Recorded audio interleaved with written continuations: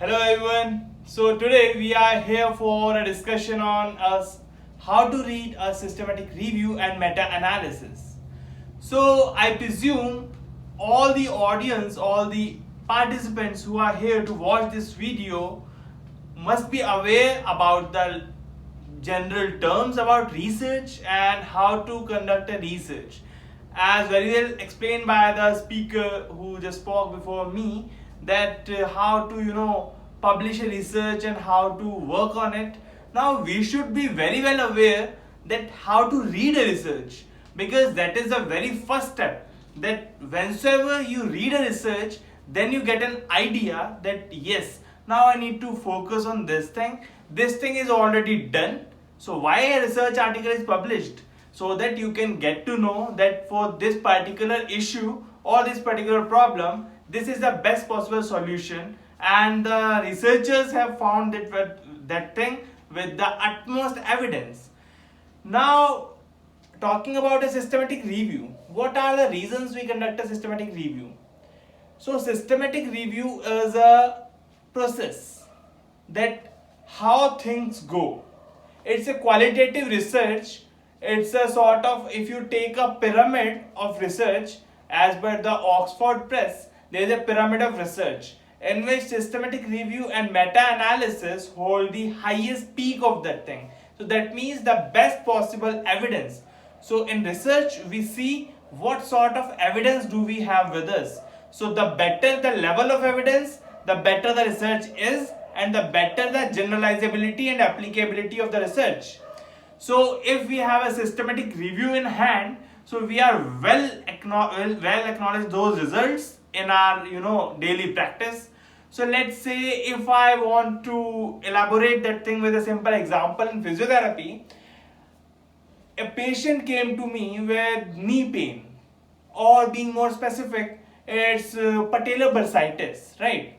Pre-patellar bursitis, and now I have a number of treatments for that thing, be it your cold pack, be it your ultrasound, be your laser therapy, and many other things. But what will you apply? Like in your book, it is written you can apply ice pack, hot pack, cold pack, anything for that matter, whatsoever it is, as per the condition. But when it comes to a systematic review, so why we need to study a systematic review, why we need to read it? Because that gives you the evidence. So there are a number of researches that have been done. Some of them are published in high quality journals, some of them are published in low quality journals.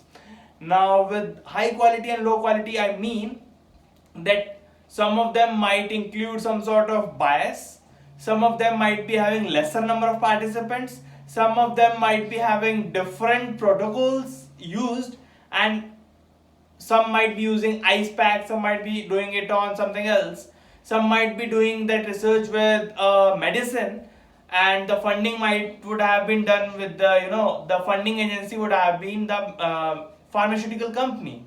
So in that case, we have a bias that if I'm working for a pharmaceutical company, I'll be doing it for that person. I'll be saying that yes, that medicine is so effective, you should be using that thing in your clinical practice, because I am a bit biased about the results of that study owing to the funding I got from that agency. Okay, so taking these things into consideration, what we need to do is we need to evaluate each and every article, and for that thing, once the things are evaluated, so the systematic review process will give you the ultimate, the maximum possible evidence for those criterias. So in a systematic review, we take a number of research articles and we analyze them qualitatively, that how is the quality of the research, how many number of participants they included, how many, the size of the study, the duration of the study, and the follow-up time. So based on these research objectives and criterias, we carry out a systematic review, and then we can apply the results of a systematic review on a larger population, because we have, let's say, systematic review contains 10, 20, 30 articles, and we analyze all of them and we reach the crux of those things. So that means we can generalize that thing to that population on which it was conducted. So although I don't really like to go out of the frame, but for this thing, for making you comprehensively understand this thing properly, I need to go on the laptop screen. I'll be showing you everything, how to read a systematic review and meta-analysis. And on part of the meta-analysis, how it is different from a systematic review. So coming to the meta-analysis thing, it is a objective or the outcome you received out of the systematic review.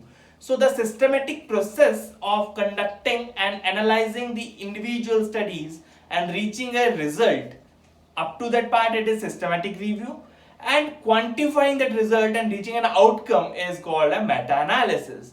Now what all you need to read, let's move on to that. Well, starting with original paper, systematic review with meta-analysis, how to read it. So, coming to the article, for making you easily comprehend what exactly an article is and how to read it, we actually need an article. So, I have downloaded this open access free article from the Journal of Athletic Training, and so this is the very first step. So, in this article, I have 14 pages, right, from here to here. Okay, these 14 pages, first and foremost you will be looking for which journal was this article published in. So for this thing I'll be picking up this, and yeah, so I'll be going here and I'll be looking at this. So this is the Journal of Athletic Training. Journal of Athletic Training is a journal of high repute. So it is mentioned that Journal of Athletic Training, along with it is mentioned 2020. That means this article was published quite recently in 2020, and 501 to 514, that means page number 501 to page number 514 of the Journal of Athletic Training of the 5th version. So let me make it a bit tidy. Yeah, so here is the 5th version of the 5th, every journal has some issues means the number of prints it will be distributing every month, every 2 months. So a journal might be monthly, bi-monthly, quarterly or annually. So this journal, this issue was published in the 5th month and on page number 501 to 514. Now in the second line comes the DOI. So this is a number that gives you information about where you can find this article. If you put this number and you can directly access this article, and it is, the C says that it is a copyright by the National Athletic Trainers Association inclusive, and the NATA journals has NATA, that is the National Athletic Trainers Association, has a direct copyright of this article, and they can use it in whichever way they want, because once the author signs that agreement, then the authorship is distributed between the author of the content along with the journal. So this, now coming to the title of the systematic review. A systematic review and meta-analysis, whatsoever it is. So we have various type of research articles. We have randomized controlled trials, we have systematic reviews, we have meta-analysis, we have observational studies, literature reviews, narrative reviews, case reports, and many others. So systematic review with meta-analysis stands at the top of a triangle of research. So if we have a triangle of research and we divide it into various stages, so the top of the triangle would be the systematic review and meta-analysis. So it will attain a place at the top. So that is the main thing we need to take into consideration. So whensoever talking about systematic review, you should be looking at the journal title. So it says the effects of eccentric training on biceps femoris, architecture and strength.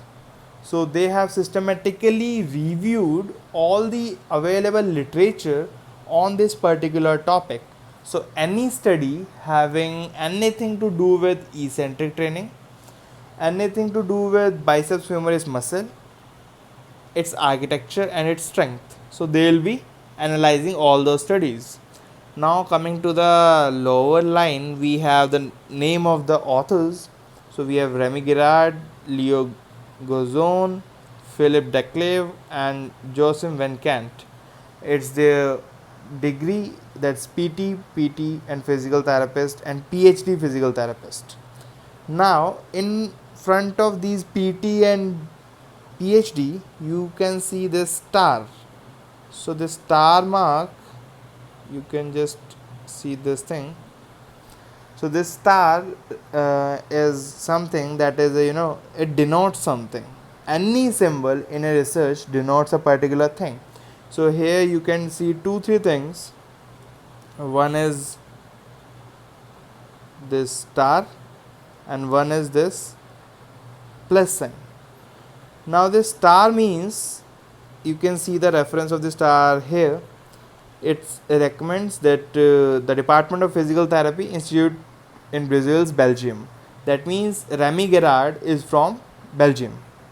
Then this plus sign here indicates, it redirects you here that Philip Declave is from Department of Rehabilitation Sciences and Physiotherapy from Belgium, right? So the address and the recognition of the and the affiliation, so from where these authors are affiliated, so it will be mentioned in the very second line of the systematic review or meta-analysis. After these two things end, then comes the abstract of any study.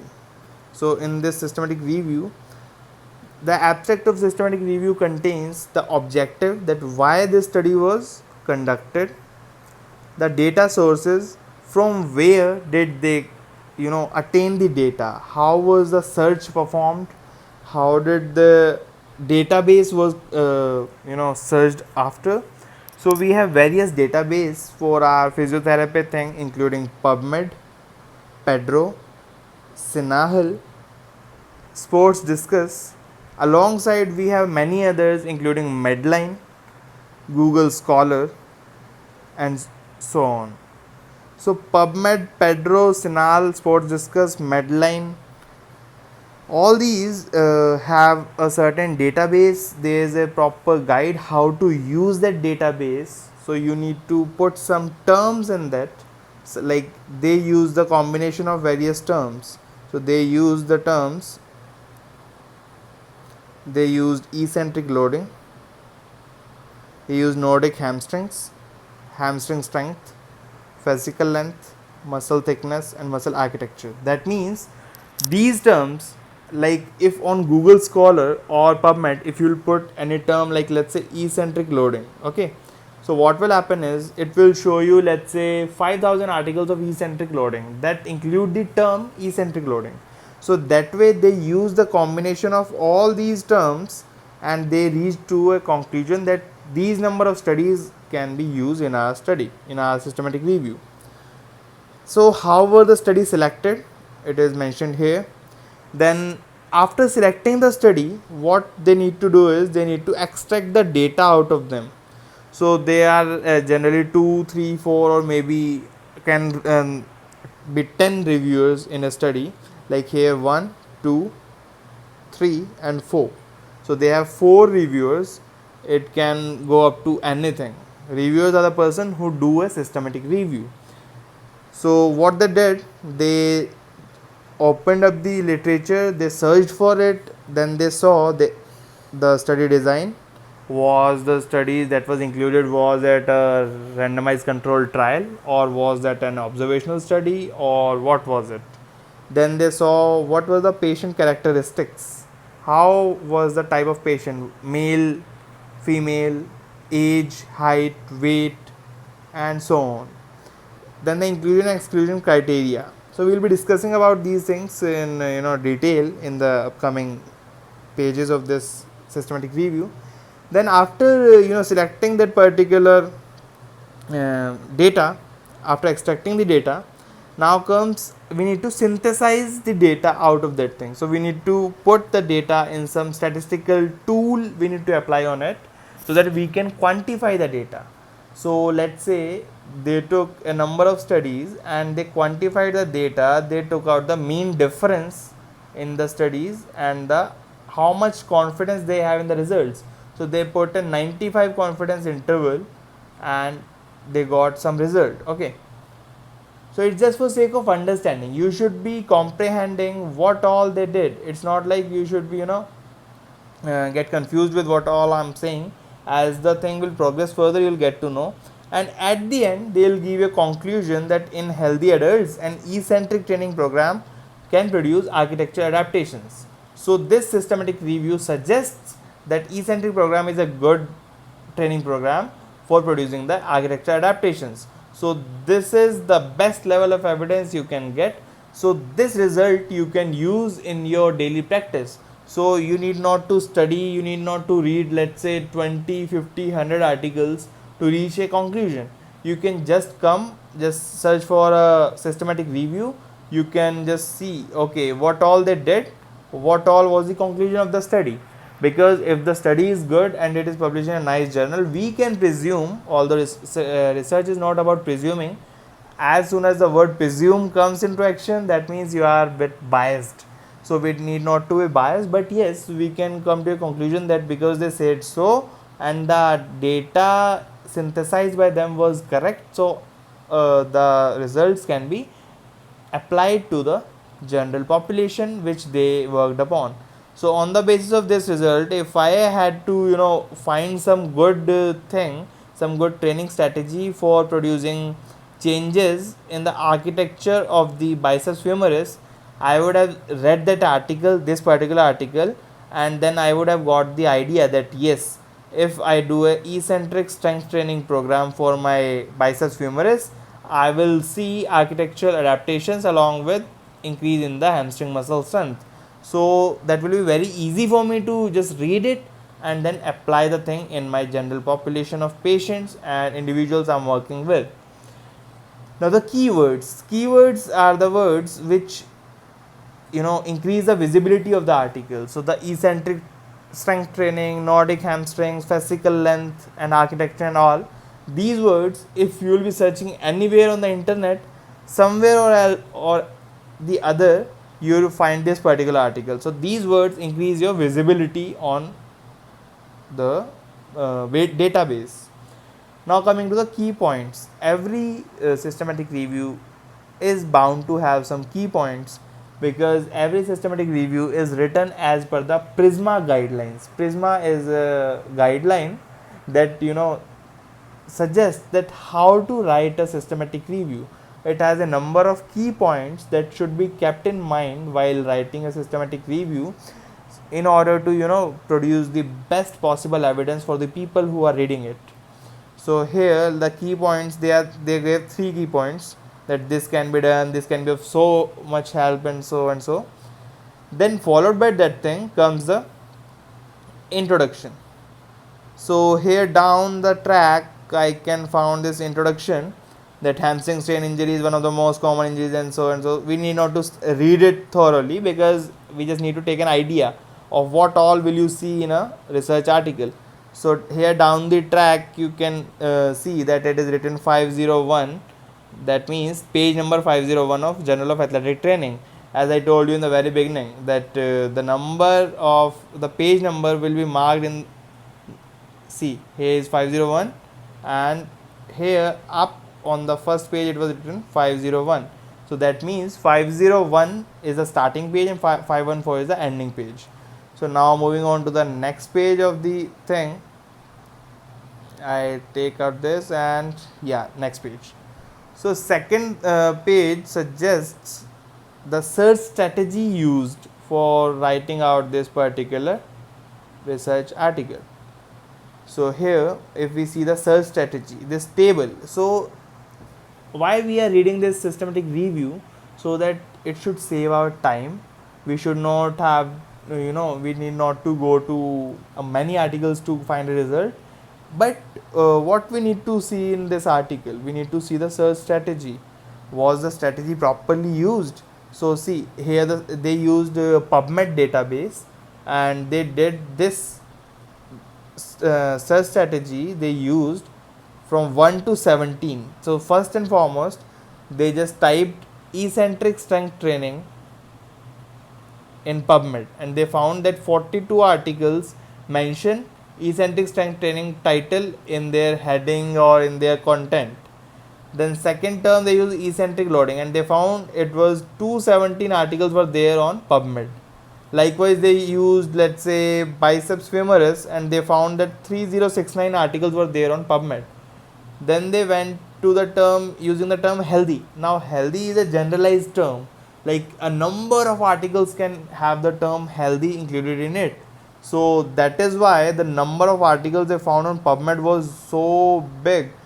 See, 742 748, like 7,42,748 articles they found that contain the term healthy. And adult, you see, with the term adult they found 52,21,793 articles. That means, so as you search the database, the term decides what you are gonna get. So if it is a technical term like eccentric strength training or Nordic hamstring, the research will be limited. But if it is a generalized term like healthy and adult, the results will be numerous. So you, and then what they do is 14 or 15 and 14 and 13 and 16. So this or and these are called Boolean operations. So in PubMed it does not recognize only the general terms, but you need to use these Boolean operations for coming to a result. So 14 or 15, like 14 or 15, that means either healthy or adult. So healthy fetched you 7 lakh something results, adult fetched you 52 lakh something results. Now if you include either healthy or adult, like the article you are going to search for should include either the term healthy or the term adult. So they got 55 lakh articles. So that was what it was all about. And then so you combine the terms. So this is what we call search strategy, how they search the articles and then they reach to a conclusion. So in this one, if we see the search strategy, so it was a search strategy. I'll move up 1 or 2 page. Yeah, so here we come to the search strategy extension. So this is what we call this flow diagram. This is a flow chart for the study selection, how they chose the study.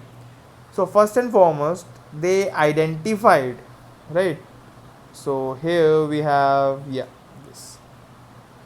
So first and foremost what they did, they identified the study. They searched all the databases like Medline, Pedro, Sinal, Sports Discus.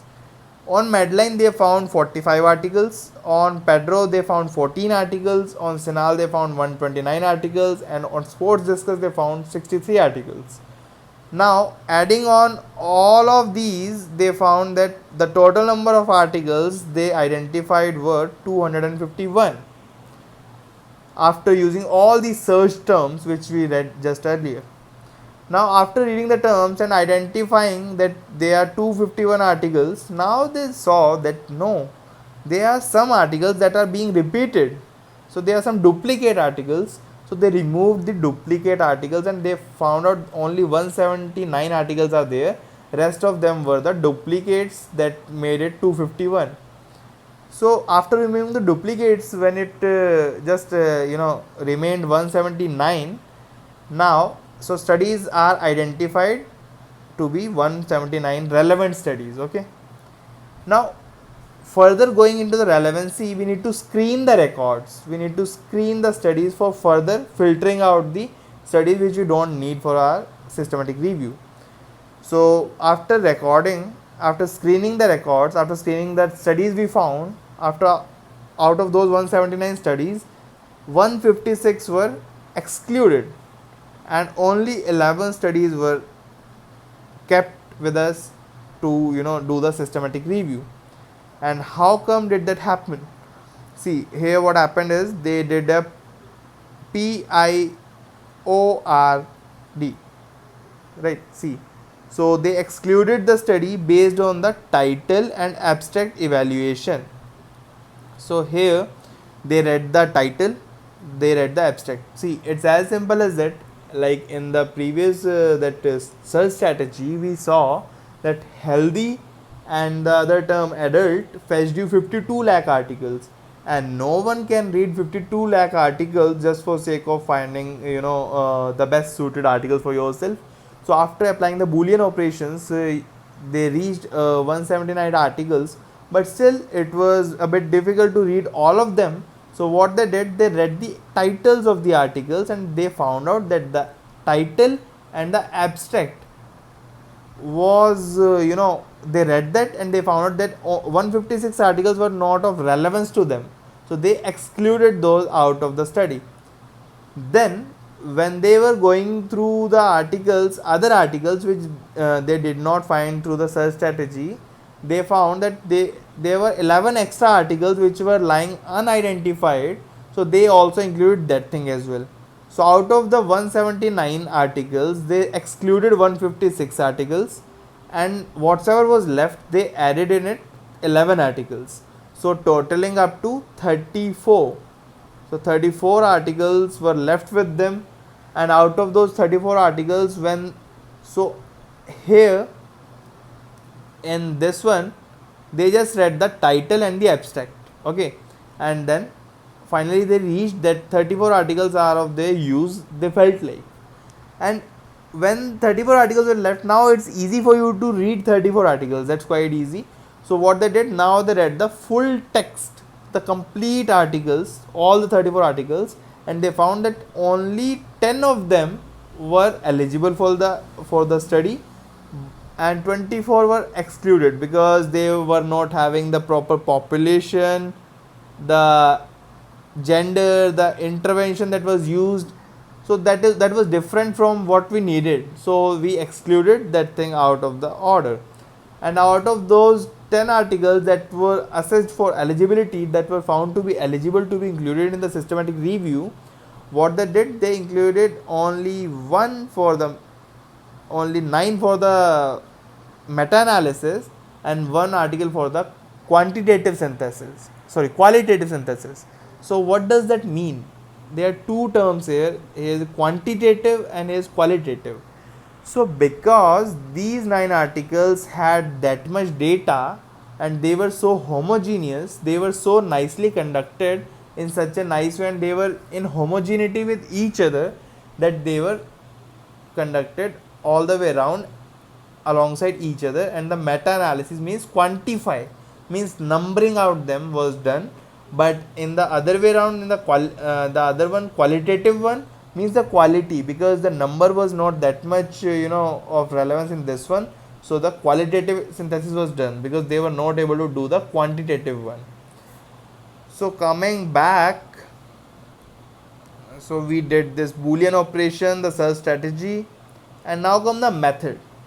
Because you did the introduction thing, you found out what has been done in the past, what all things are lacking, what all things are you gonna cover. Now here comes the method for this article. So whensoever they report the method, they first and foremost report how they searched the thing. So they report the search strategy. So in the search strategy, first and foremost thing that comes for systematic review and meta-analysis is the Prospero registration. So this number means a lot for reviewers who are doing research, because without this number your research is not of that much credibility. Followed by that thing, they search the PubMed, Pedro, Sinal and Sports Discus databases from inception to 2018. So till October 2018, whatsoever was published, whatsoever was there on these 4 databases, they included. And the search terms we already discussed, that they use these eccentric strength training, eccentric loading, Nordic hamstring and all of them. So they use a combination of these search terms. And then in the systematic review you can see very easily that they have mentioned everything. Like, see here you can see that table 1 is explaining what all were the search terms and how they used them. So here the search terms, and they then the two of the writers, two of the researchers, did the study selection. So there were four of them, two of them did the study selection, and they made a criteria for inclusion and exclusion of the studies. So on this basis, when the inclusion and exclusion criteria is set for the studies and everything is done, they extracted the data and analysis and synthesis of the data was done. So analysis of the data is normally done in review manager software, although there are many others, but generally we do in review manager, short form we use RevMan software. Okay, and for analyzing the data you need the baseline values, the mean values, and the SD values. So they generally calculate the standardized mean difference in those studies. Now on part of what they do with those data, and then they report the level of evidence and the methodological quality of the research. So here you can see that they very rightly mentioned that the quality of research can either be high, low, or unclear. So for marking them as high, low, or unclear, they had to do this. So this is what we call the risk of bias assessment with percentage. So in this particular figure you can see that some of them are black colored markings, some of them are having white and black, and some of them are having this gray, black, and white. So what does that mean? So actually these are the criterias. That was the study randomized properly, was the randomized sequence generated, was it the allocation that was done of the groups, group A, group B, group C, whatsoever it is, was that concealed or not? Then were the groups similar at the baseline, and were the baseline characteristics of the group similar, and all these things. So there are various criterias. If these criterias are fulfilled properly, so there is a low risk of bias. Like in the first one you can see that it is completely black, that indicates a low risk of bias. That means there was a randomized sequence was generated properly for this data in those included studies. So that means there is a low risk of bias. But in the last one, other risk of bias, you can see it is white. White means unclear risk. We are not aware of the risk. It might be biased or not. So why do we need to see the bias in a study? Because as I told you, like some of the studies are done for pharmaceutical companies, and they generally pay you for that thing. So funding is done by the pharma company. So it might happen that because you are taking funding from the pharmaceutical company, what you will do is you will just report the results in favor of those people, because you want more funding in the future as well. So that might lead to bias in the publication and bias in the results, and you will not understand that thing right now when you are doing the research. But what will happen is, if that thing by chance gets published and someone else, like you publish the study and I was reading that your study, so what I'll reach to a conclusion that the study I read said that this particular treatment is good in this condition. So I'll do that treatment in that particular condition, and the result you suggested would not be correct.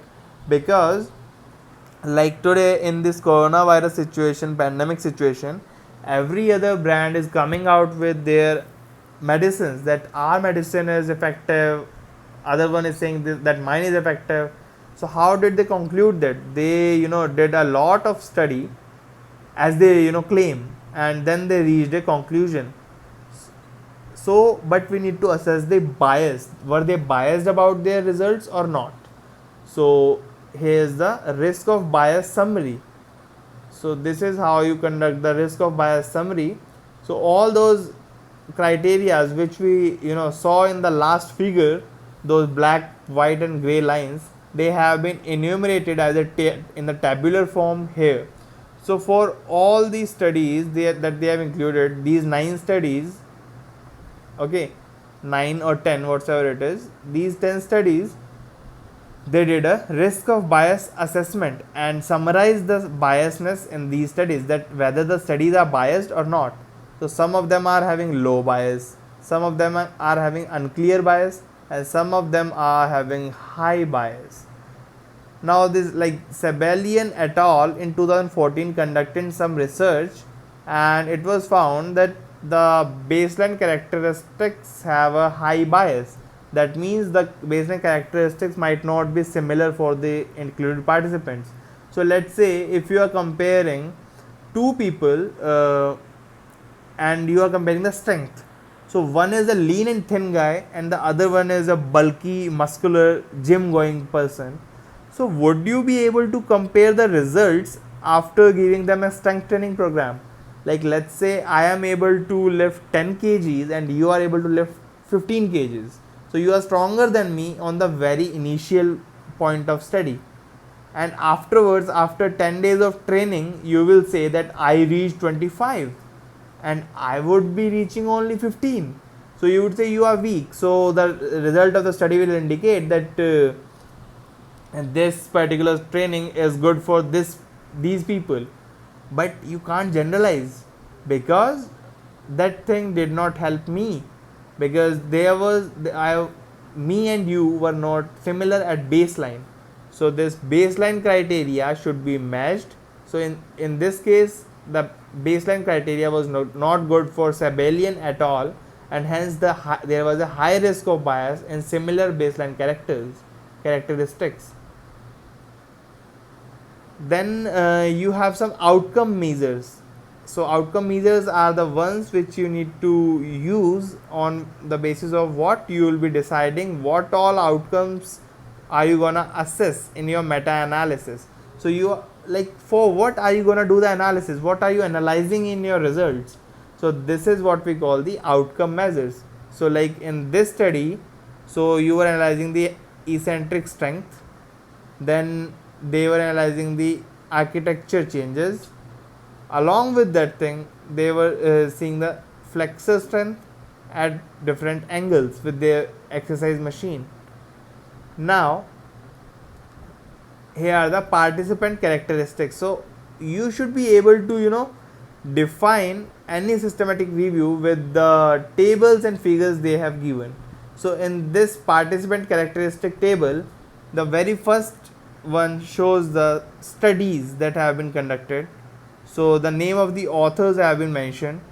Now here, starting from here to here, okay, you have the name of the authors. Along with that, how many groups did they include in their study? Like let's say the first one included control group, intervention group, and intervention. So there were 2 intervention groups, 2 different training were done, and there was 1 control group. Likewise, in the second one, it was only a control group and an intervention group, and so on. So then they mentioned the number of participants. So they were more or less similar. In some of them it was 10, 10, 10, 15, 20, 12, and then 60, 10, 14. So they are different. In every study they have different number of participants. Then coming to the mean age. So here the age is mentioned. You can see 21.3 plus minus 3.7. So 21.3 means if I have a group, they included 10 in the control group, 10 in the intervention group. Now in those groups, they let's say in the very first control group, there were 10 participants. One was 22 years, one was 20 years, one was 19, other one was 23 years. So we took out a mean of all those and we just wrote that it is 21.3. The mean is 21.3 for all of them. And if you plus or add 3.7 in it, so you will reach almost around 25. And if you subtract 3.7 out of it, you will reach somewhere around 18 or 17. Okay, so ranging from the age 17 to the age 25, you have the participants in this study. Likewise, so this is what we call the 21 plus minus 3.7. And then the activity level, were they recreationally active, were they professional players? So see, you can see the difference. So if you are going to read this particular article by Iga et al, you will see that they included professional male soccer players. And meanwhile, I'll be reading the article by Borne et al, and I'll be reading, okay, they included recreationally active men. Now, can we generalize this particular study's result for recreational people, or can we generalize the results of the recreational active men for professional male soccer players? No. So that is why we are doing this systematic review, in order to analyze that what all can we do for these people, how can we quantitatively come to a conclusion that after looking at all the data we have in hand, that what all can be done for these people, right? Now the next one I have is, yeah, so here is this one. Generally they have this long paper because you can't draw such a big table on portrait mode. So in this one they generally describe the, in systematic review what is done is, all the studies they have included for systematic review and meta-analysis, they describe in a particular table. So they include the study name, okay, yeah, so they included the study name here. The very first one shows the study name and the year it was done. Let's say the study was done by Borne et al, Delahunt et al. Then the type of exercise, which type of exercise did they use in their study? So was it hip extension exercise or NHE, or what it is? NHE means Nordic hamstring exercises, right? Then coming to the materials they used in their studies, so it may be different. So the first author used padded board with ankle braces, with weight plates and all. Second author used hip extension machines. So see the variability in the studies, they use different strategies, different materials, and the progression also was different. See, in the very first study it was 2.5 kg load was increased every week for 10 weeks, whereas in the other study every week they used to increase 60 to 70% weight of one RM, one repetition maximum. So see the variability in the studies. Likewise in all of them they are quite variable. So you need to write in the systematic review, so they will be written properly so that you can directly get a crux of what has been done. So let's say if you want to see that what did Borne et al did in 2017, you will be directly coming to this systematic review, opening up this table, and you will see that Borne et al in 2017 did something with NHE, Nordic hamstring exercise, and he used padded board, ankle braces and this material, and he progressed every week for 10 weeks with 2.5 kg load, and the warm up was not specified in this particular study, and the procedure they carried out was 2 to 6 sets of 5 to 10 repetitions, 3 minutes rest between the sets. So this strategy you can directly use, because it will mention in the conclusion of this study that was this study effective, was the result effective for the study. So you can directly, if it is effective, you can use this protocol for your patients directly without even thinking, okay. And last but not the least, in a systematic review, a very important thing is this forest plot, right? We call it, see, this is the forest plot. So why do we plot this forest plot? Why do we need this forest plot? So in this forest plot you can see, I need my marker here, yes, I need a thin one, and yes. So in the forest plot what happens is, so the studies from 1 to 10, okay, then what all subgroups they had in them. So this particular figure is, it's called the forest plot. In this plot you have the control group on the left side and the strength training group on the right side, because the studies you included, although they are variable, they are different, but at the end they are having something or the other related to either the training group or the control group, right? So the training group is favoring the eccentric and the other one is favoring the control exercise intervention. Now these lines, what does these line mean? So in these lines, so you see the A1, A, this small line, right? I marked it here. B, again this small line. C, again a small line. D1 is a bigger line. Okay, so this line, what does this indicate? So if you see here in this study, if you come to this thing, the very first study says 1.58, 1.47 and 1.69. What are these values? 1.58 is the point estimate. That means that when the meta-analysis was done for this study, it was found out that the result of this study lies somewhere at around 1.58 mean difference. That the mean of the control group and the eccentric group lie somewhere at 1.58. That means the difference of the two will be around 1.58. So 1.58 is the mean difference along with 95% confidence interval. So, and what are these 1.47 and 1.69? So this is what we need to mark here in this line. So you can see that was 1.58. So if you mark a straight line from here to here, it is something around 1.58, right? So this is the point difference.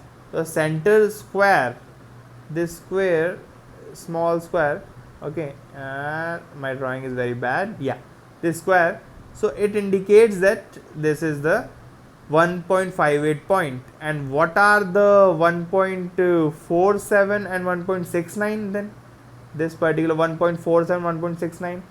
So the starting point of this line A here is the mid one. Here is the starting.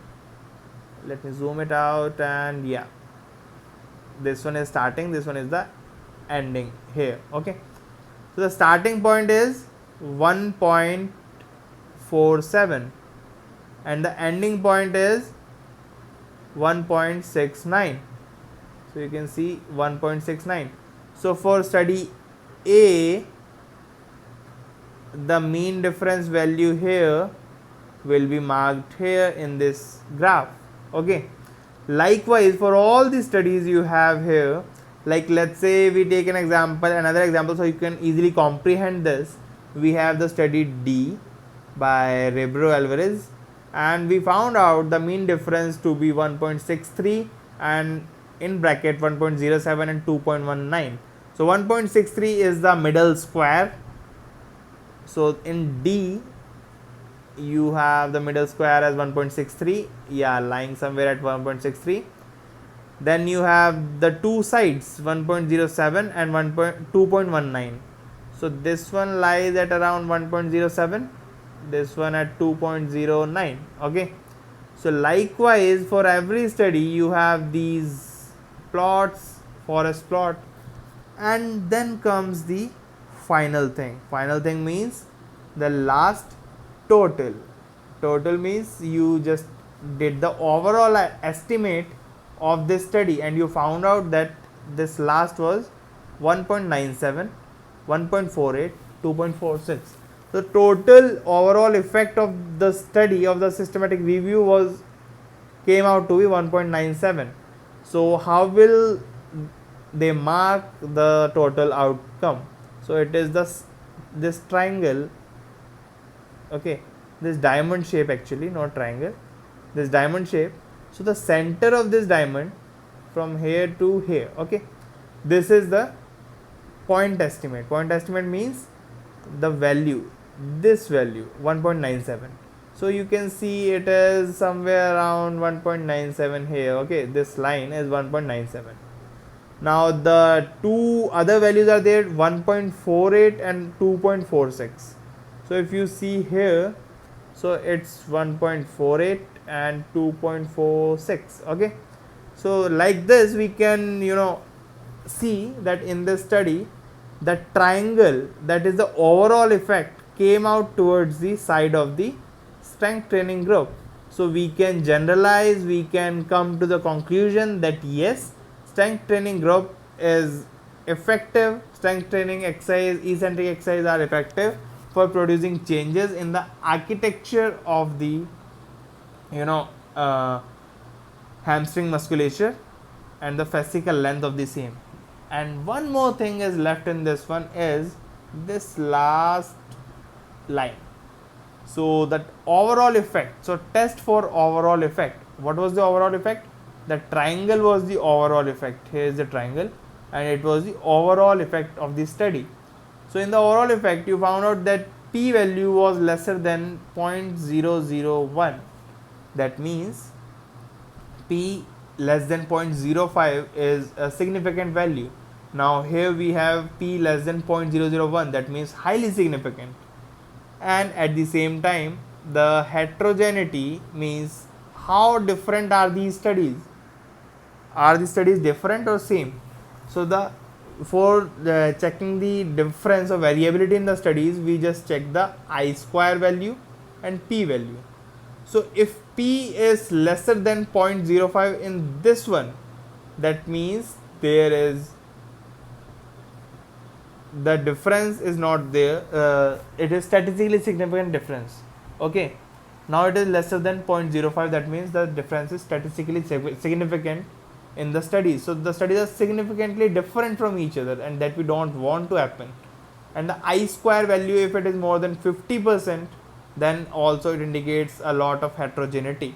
Heterogeneity poses a lot of issue while doing a meta-analysis, because you never know, like the study you are doing, the results you are getting are of no use or of no value, because the study you used was so much different at the initial thing.